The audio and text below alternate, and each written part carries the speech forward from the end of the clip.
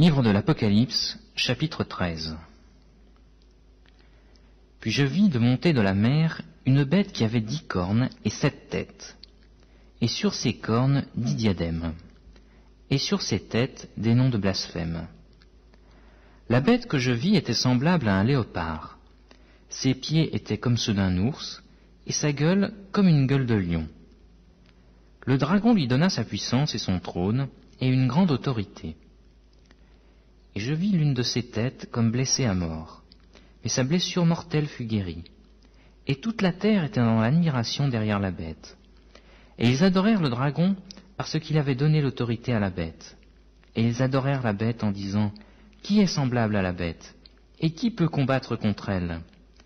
Et il lui fut donné une bouche qui proférait des paroles arrogantes et des blasphèmes. Et il lui fut donné le pouvoir d'agir pendant 42 mois. Et elle ouvrit sa bouche pour proférer des blasphèmes contre Dieu, pour blasphémer son nom et son tabernacle, et ceux qui habitent dans le ciel. Et il lui fut donné de faire la guerre aux saints et de les vaincre. Et il lui fut donné autorité sur toute tribu, tout peuple, toute langue et toute nation. Et tous les habitants de la terre l'adoreront, ceux dont le nom n'a pas été écrit dès la fondation du monde dans le livre de vie de l'agneau, qui a été immolé.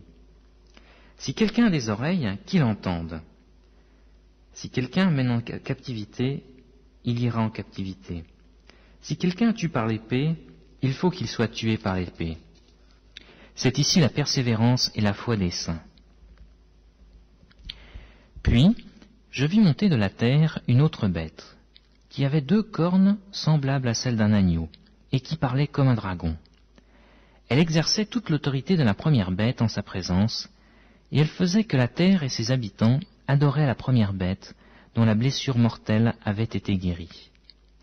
Elle opérait de grands prodiges, même jusqu'à faire descendre du feu du ciel sur la terre, à la vue des hommes. Et elle séduisait les habitants de la terre par les prodiges qui lui étaient donnés d'opérer en présence de la bête, disant aux habitants de la terre de faire une image à la bête qui avait la blessure de l'épée et qui vivait. Et il lui fut donné d'animer l'image de la bête, afin que l'image de la bête parlât, et qu'elle fit que tous ceux qui n'adoreraient pas l'image de la bête fussent tués. Et elle fit que tous, petits et grands, riches et pauvres, libres et esclaves, reçussent une marque sur leur main droite ou sur leur front, et que personne ne put acheter ni vendre sans avoir la marque, le nom de la bête ou le nombre de son nom. C'est ici la sagesse.